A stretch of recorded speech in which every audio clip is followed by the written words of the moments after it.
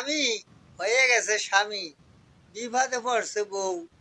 যতই ভালো, কিছু তো করার নাই।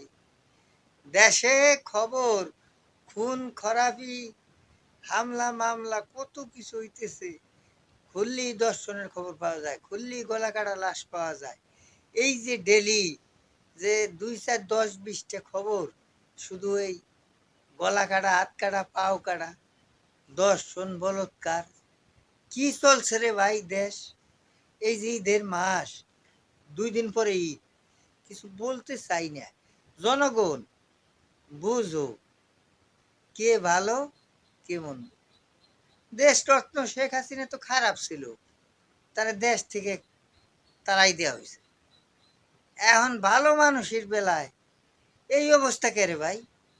আগে তো টিভি দেখলে খবরে শুনতাম উন্নয়ন উন্নয়ন, এইটা উদ্বোধন, ওইটা উদ্বোধন, পদ্মা সেতু উদ্বোধন, কত কিছু।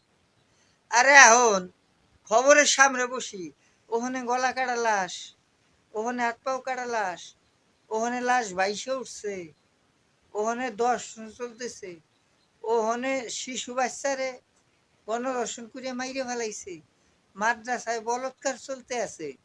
এই নি নতুন বাংলাদেশ। হ্যাঁ, পাগলার হাতে কুড়াল দিয়ে তো দেশটা শেষ করিয়া লইছে। শুধু মহাজন ইনুস জানি দেশ ছেড়ে পলাইতে পারে না।